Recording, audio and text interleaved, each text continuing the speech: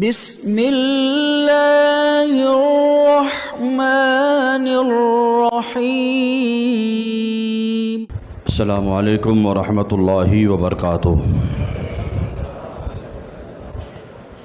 الحمد للہ رب العالمین والعاقبۃ للمتقین، الصلاۃ والسلام علی اشرف الانبیاء والمرسلین وعلی آلہ واصحابہ اجمعین، اما بعد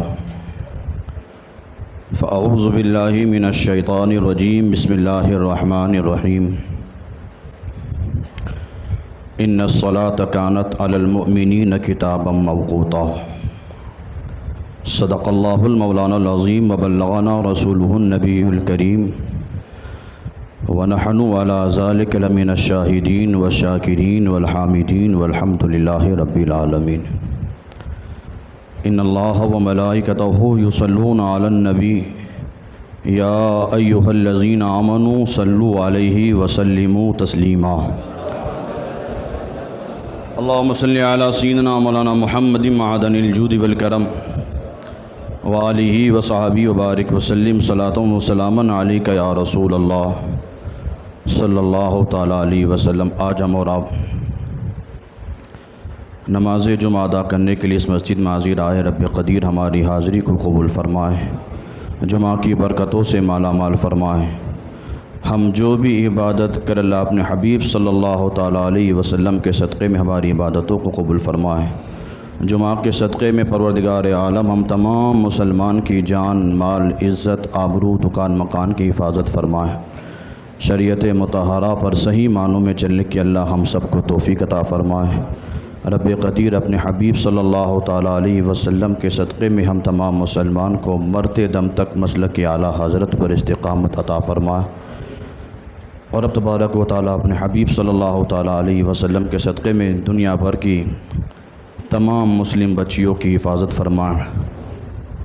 جو مرتد ہو چکی ہے اللہ تعالیٰ اپنے حبیب کے صدقے میں انہیں پھر سے توبہ کر کر کلمہ پڑھنے کی توفیق عطا فرمائے۔ آج جس موضوع پر مجھے خطاب کرنا ہے، تھوڑی دیر کے لیے میں آپ حضرات کی توجہ چاہوں گا۔ حالانکہ میں بتاتا نہیں ہوں کہ آپ غور سے میری بات کو سنیں، لیکن آج جس موضوع پر مجھے بیان کرنا ہے، تھوڑی دیر اگر آپ توجہ دے دیں گے تو میری پوری محنت کامیاب ہو جائے گی۔ اللہ تعالیٰ قرآن مجید میں ارشاد فرماتا ہے، ان الصلاۃ کانت علی المؤمنین کتابا موقوتا۔ رب فرماتا ہے بے شک ہم نے مومنوں پر نماز کو فرض کیا ہے ان کے وقتوں پر۔ نماز پر میرا خطاب نہیں ہوگا، ڈریے گا مت کہ حضرت پھر چالو ہو جائیں گے، بس صرف میں نے یہ آیت پڑھی ہے۔ رب فرماتا ہے کہ بے شک ہم نے مومنوں پر نماز کو فرض کیا ہے اس کے وقتوں پر۔ افضل عبادت ہے نماز، ساری عبادتوں سے افضل عبادت اگر کوئی ہے تو وہ نماز۔ اس کے علاوہ آپ دیکھیں اسلام نے اپنے ماننے والوں کو جتنی عبادت کا حکم دیا، افضل عبادت نماز، اس کے لیے بھی حکم دیا تو کہا اس کے وقتوں پر ادا کرنا۔ حج کو لے لے، حج افضل عبادت ہے، اللہ کا قرب دلانے والی عبادت ہے، لیکن حج کو عام نہیں رکھا، خاص تاریخوں میں متعین کر دیا کہ جب ذی الحجہ کے یہ 5 دن آئیں گے اسی میں حج ہوگا۔ اس کے علاوہ حج نہیں۔ مالک پورا سال حج کرے، کیا بندہ، کیا تکلیف ہے، پورا سال ہم حج کریں، لیکن رب ارشاد فرماتا نہیں، حج افضل عبادت ہے لیکن اس کو مخصوص تاریخ کے ساتھ متعین کر دیا کہ جب وہ مخصوص تاریخ آئے گی تبھی حج ہوگا۔ قربانی کو لے لیں، یہ 3 دن جب آئیں گے ذی الحجہ کے 10، 11، 12، جب یہ تاریخ آئے گی تبھی قربانی واجب، اس کے علاوہ نہیں۔ بہت ساری عبادتیں ہیں جن کے متعلق حکم ہوا کہ جب ان کا وقت شروع ہوگا تبھی وہ عبادت مانی جائے گی۔ اگر وقت نہیں تو لوگوں پر وہ عبادت بھی نہیں۔ نماز افضل عبادت ہے۔ ابھی جمعہ کا وقت ہے تو ہم پر جمعہ فرض ہے۔ اگر کوئی یہ انسان یہ سوچے کہ چلو جمعہ کی نماز کے بعد فوراً میں عصر کی نماز پڑھ لوں، بتاؤ نماز ہوگی؟ افضل عبادت ہے، نماز افضل عبادت ہے۔ اگر ہم رکوع سجدہ کر کے نماز پوری پڑھ لیں، کیا تکلیف ہے؟ کیوں قبول نہیں ہو رہی ہے؟ مجھے نماز سے محبت ہے، اگر میں فوراً جمعہ کے بعد عصر پڑھ لوں، میری عصر کیوں نہیں ہوگی؟ فوراً مغرب پڑھ لوں، کیوں نہیں ہوگی؟ اس لیے کہ اسلام میں وقت کی اہمیت ہے۔ اسلام میں وقت کی اہمیت ہے۔ اگر وہ وقت شروع تو فوراً عبادت تمہارے لیے ضروری، اور اگر وہ وقت نہیں ہوا ہے تو عبادت چاہے جتنی بھی افضل ہو، وقت اگر نہیں ہوا، عبادت چاہے جتنی بھی افضل ہو، اگر وقت شروع نہیں ہوا ہے تو عبادت بھی تمہارے لیے ضروری نہیں۔ معلوم ہوا کہ اسلام میں اور عبادت جہاں ہے وہاں وقت کی بھی اہمیت ہے، ٹائم کی اہمیت ہے۔ آج مجھے ٹائم پر بیان کرنا ہے۔ میں اکثر کوشش میں رہتا ہوں کہ اتنے لوگ اگر سننے آتے ہیں تو صرف میرا چہرہ دیکھنے تو نہیں آتے، جب یہ آتے ہیں اپنا وقت نکال کر تو کچھ لے کر جائیں۔ آج مجھے وقت پر آپ حضرات کے سامنے خطاب کرنا ہے کہ اسلام میں جب وقت کی اہمیت ہے، ہم اسی اسلام کے ماننے والے، ہمارا وقت کہاں؟ ہم اپنا ٹائم پاس کہاں کر رہے ہیں؟ ہمارے پاس پہلی بات تو وقت نہیں، ٹائم نہیں، اور چیزوں کے لیے ہمارے پاس ٹائم ہے، رب کی عبادت کرنے کے لیے ٹائم نہیں، اللہ کی بارگاہ میں سجدہ کرنے کے لیے ٹائم نہیں ہمارے پاس، اور ساری چیزیں ہم مینجمنٹ کر رہے ہیں۔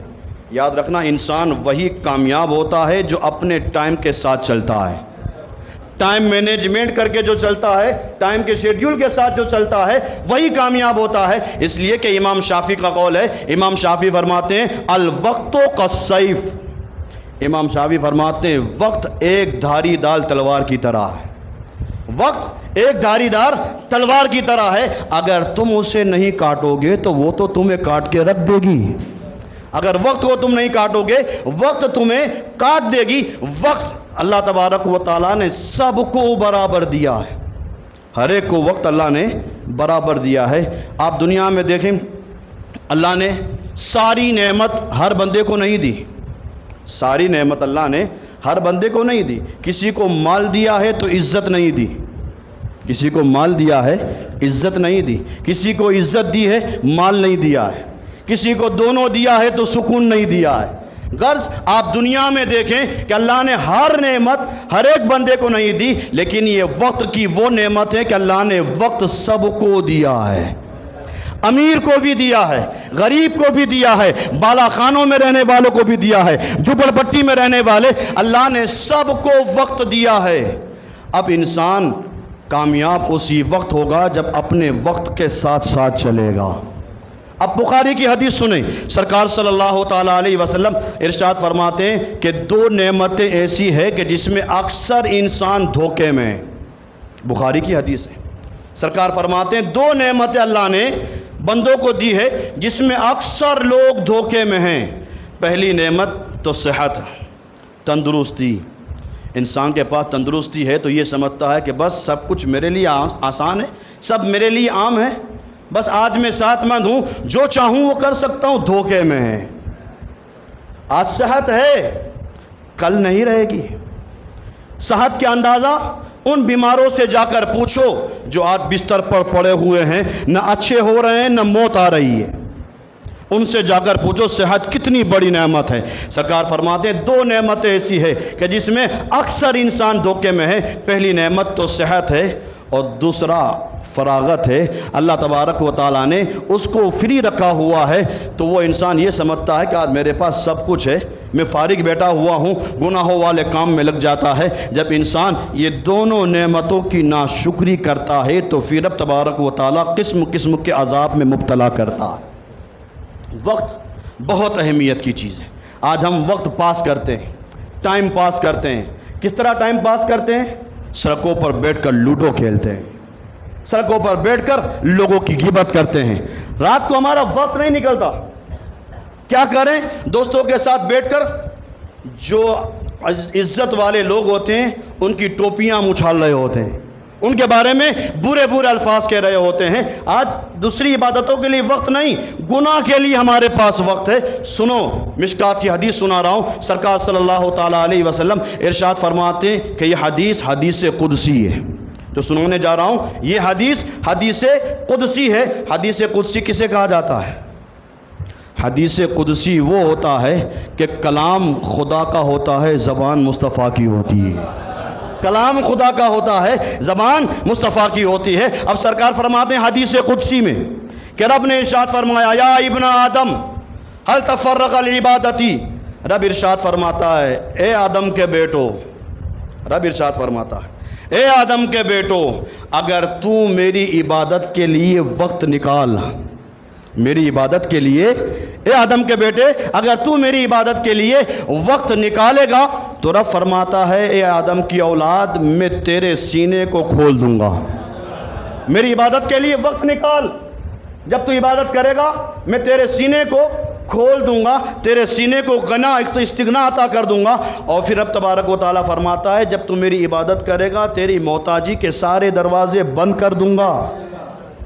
وقت نکال میرے لیے، اگر تم میری عبادت کے لیے وقت نکال رہا ہے، آ رہا ہے نماز پڑھنے، اللہ کو راضی کر رہا ہے، تو دل غنا والا ہو جائے گا، استغنا والا ہو جائے گا۔ کم مال ہوگا لیکن اللہ تونگری عطا فرمائے گا، دل عطا فرمائے گا۔ اور پھر رب فرماتا ہے کہ جب تو آئے گا تو تیری محتاجی کے دروازے بند۔ بتاؤ اللہ اگر کسی کے محتاجی کے دروازے بند کر دے، دنیا کی ساری طاقت مل کر وہ محتاجی کے دروازے کھول سکتی ہے؟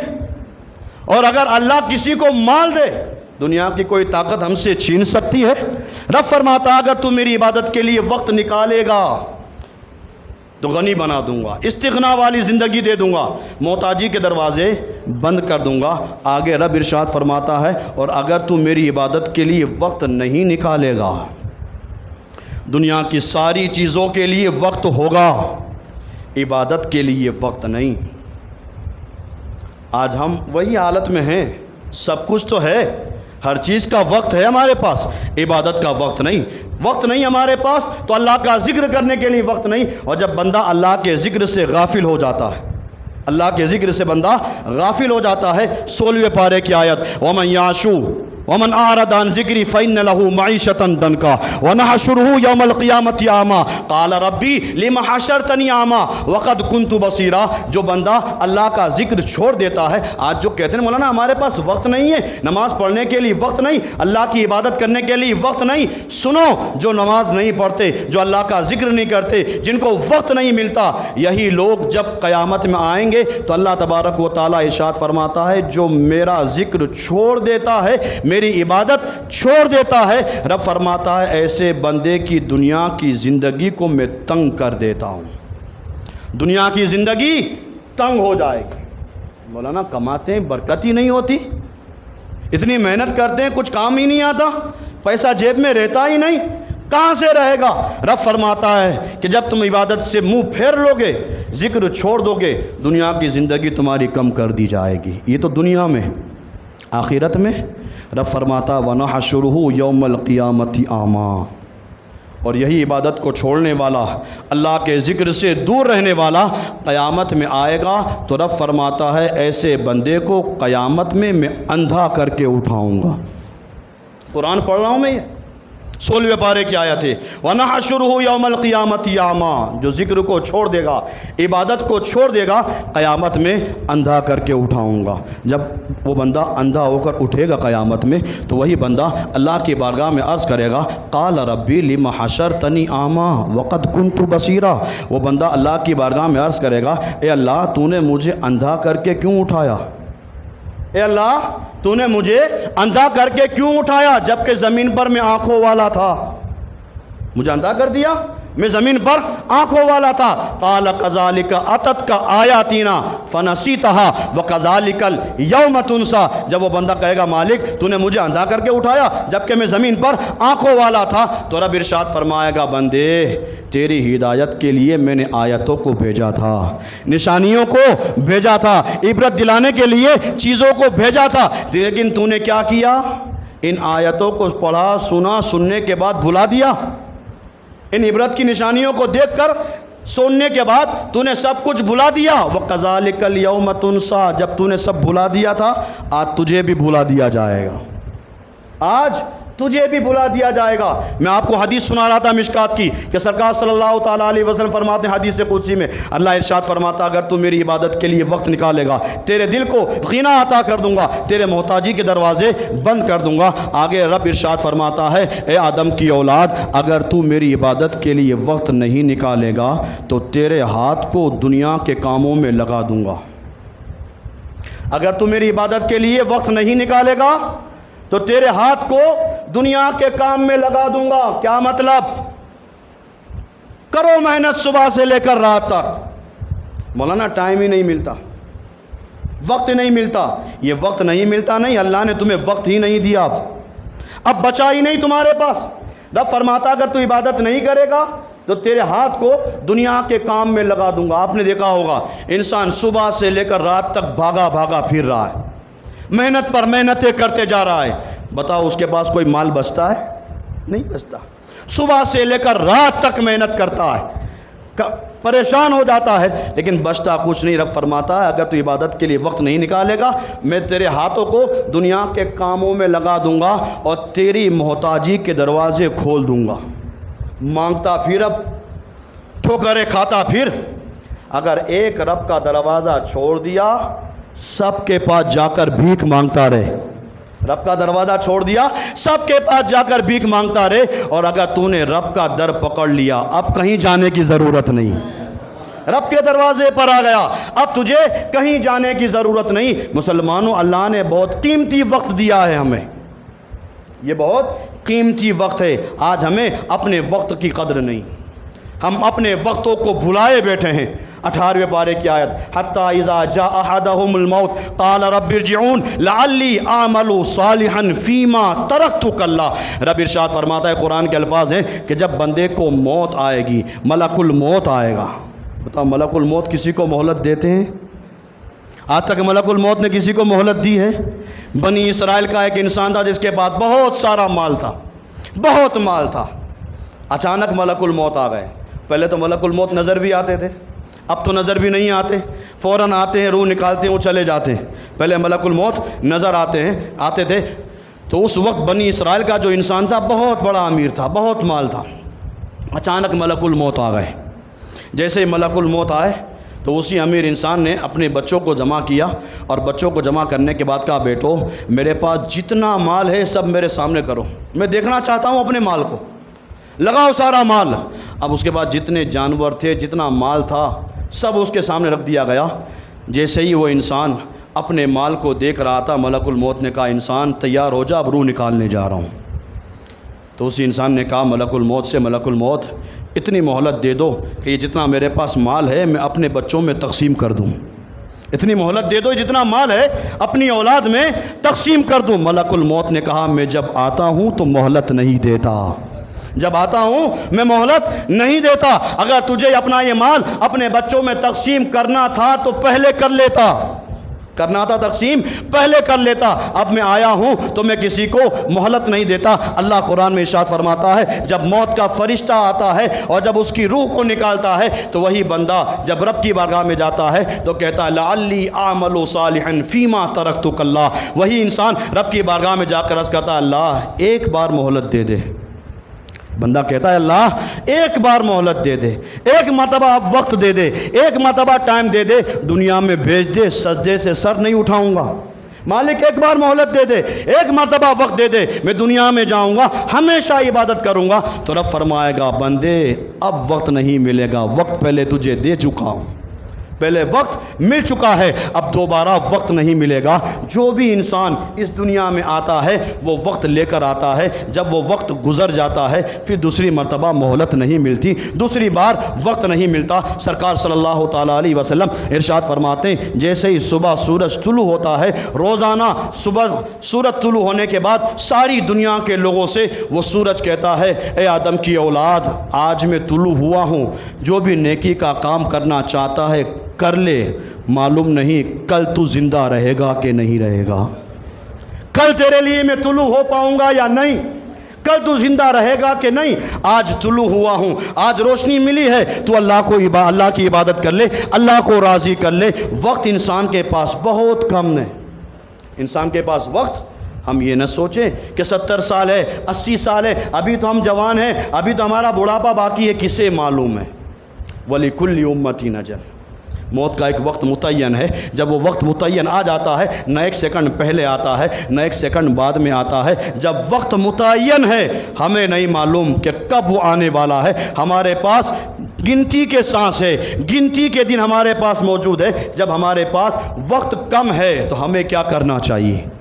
وقت سب کے پاس کم ہے, انسان کے پاس وقت کم ہے, ہمیں کیا کرنا چاہیے؟ جب یہ وقت ملا ہے تو اس وقت میں کچھ نہ کریں تو نہ کریں, سرکار سے سچی محبت کر لیں. وقت ملا ہے, ٹائم ملا ہے, سرکار سے سچی محبت کر لیں. اور جب سرکار سے سچی محبت ہو جائے گی, جانتے ہو کیا ملے گا؟ ایک شاعر نے کہا تھا, زندگی کے ہیں یہ دو جہاں, زندگی کے ہیں یہ دو جہاں, ایک یہ جہاں ایک وہ جہاں. زندگی کے ہیں دو جہاں, ایک یہ جہاں ایک وہ جہاں. دو جہاں کے بیچ میں فاصلہ ہے فقط ایک سانس کا. دونوں جہاں کے بیچ میں فاصلہ ہے فقط ایک سانس کا.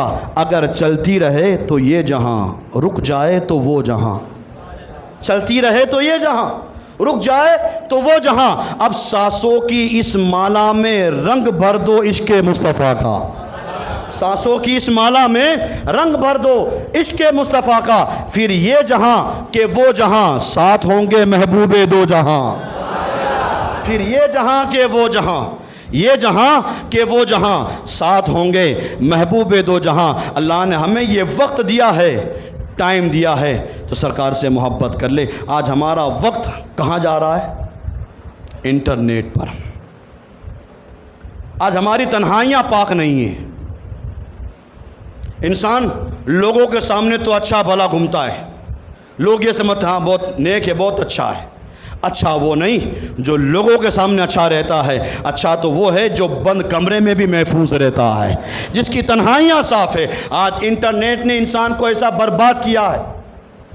آج اگر انسان واٹس ایپ دیکھ لیں, انسان بار بار چیک کر رہا ہے.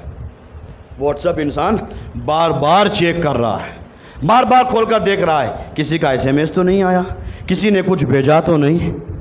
اللہ نے 1400 سال پہلے ہماری ہدایت کے لیے قرآن کی شکل میں جو میسیج بھیجا تھا, کبھی ہم نے اسے کھولا؟ جھوٹی خبریں ہم پیسہ دے دے کر خرید رہے ہیں. اخبار بولو صبح پڑھتے ہیں کہ نہیں؟ ضروری نہیں کہ اخبار میں ساری خبریں سچی ہو, جھوٹی بھی خبریں ہوتی ہیں. جھوٹی خبریں ہم پیسہ دے دے کر خریدتے ہیں. اور انسان عادت ہے, صبح جب تک وہ اٹھنے کے بعد اخبار نہیں پڑھتا تب تک ناشتہ بھی نہیں کرتا.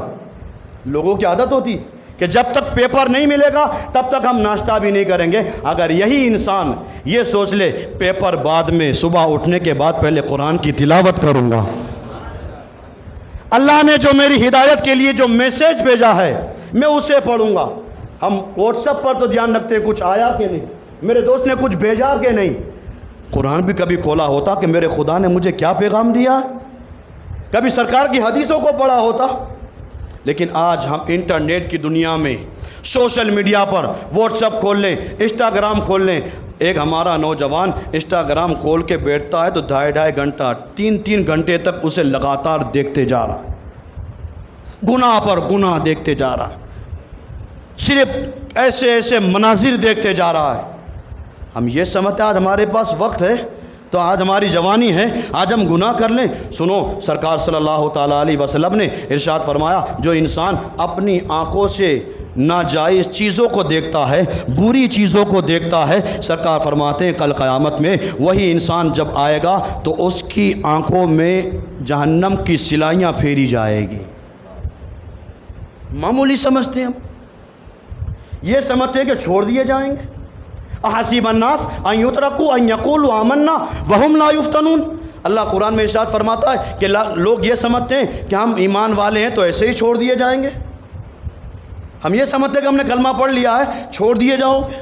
نہیں, رب فرماتا ہے کہ جب وہ بندہ ناجائز کاموں کو دیکھے گا، گناہ والی زندگی. آج انسٹاگرام پر دیکھ لیں کیسے کیسے مناظر ہیں.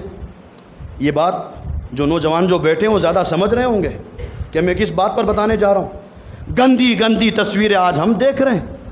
انٹرٹینمنٹ مولانا تھوڑی دیر کے لیے، یہ تھوڑی دیر کا وبال کتنا تمہارے سر پر آئے گا. 4 دوست بیٹھ کر گیم کھیل لیں، لوڈو کھیل لیں، یہ وقت باقی تھا پب جی کھیل لیں.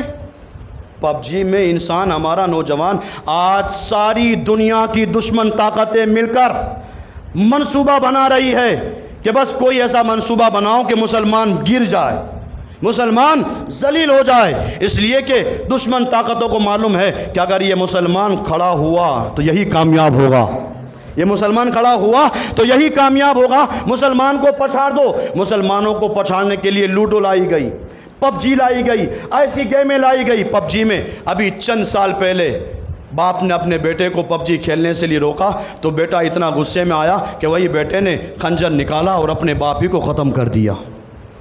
یہ دور دنیا کی دشمن طاقتوں نے ہمیں دنیا میں مشغول کر دیا ہے، کبھی گیم کے نام پر، پب جی کے نام پر، اور جب کچھ نہیں ملا تو قسم قسم کے کرکٹ آ گئے باہر. یہ آئی پی ایل چل رہا ہے، وہ آئی پی ایل چل رہا ہے، کھیلے دوسرے، ہارے دوسرے، جیتے دوسرے، پیسہ دوسروں کو ملتا ہے اور انسان ہمارا نوجوان اس کے پیچھے پیچھے بھاگ رہا ہے. لوگ آپس میں ڈسکس کرتے ہیں اس کے کتنے رن ہوئے، اس کو کتنے رن ملے، اس نے کتنی وکٹیں لی. اے نوجوانوں، کبھی آ کر مولانا سے پوچھا کہ کس صحابی نے اپنی زندگی کو کس طرح گزارا تھا، کس صحابی نے کیسی عبادتیں کی تھی. کبھی آ کر ہم سے یہ پوچھا. حضرت امام شیبانی کون ہیں؟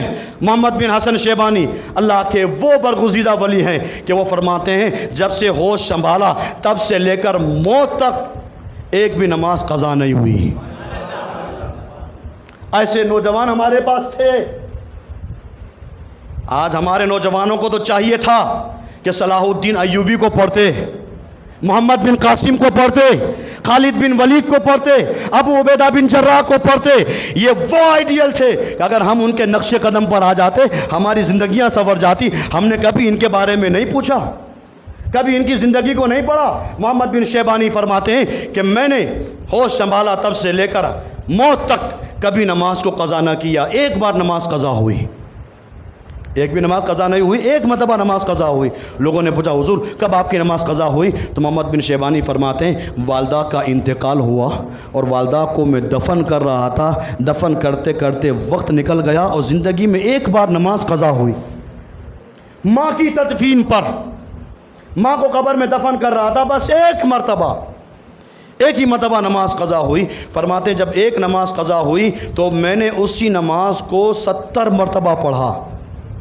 ایک نماز کو میں نے 70 مرتبہ پڑھا، یہ سوچ کر کہ جو جماعت کا جو مجھے ثواب ملتا وہ نہ مل سکا تو اب اسی 70 مرتبہ پڑھ لوں تاکہ وہ ثواب مجھے مل جائے. علامہ محمد بن احمد شیبانی فرماتے جب 70 مرتبہ نماز پڑھ کے فارغ ہوا ہاتف غیبی سے آواز آئی، اے محمد بن شیبانی تو نے 70 مرتبہ نماز تو پڑھ لیا، لیکن امام جب ولدالین کہتا ہے اور اس کے ولدالین کے بعد فرشتے جو آمین کہتے ہیں وہ آمین کہاں سے لائے گا؟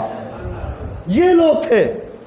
علامہ محمد بن شیبانی ساری رات فرماتے ہیں میں اپنے بستر پر ایسے لیٹا رہتا اور قرآن اور حدیث سے روزانہ 1000 مسائل نکالا کرتا تھا.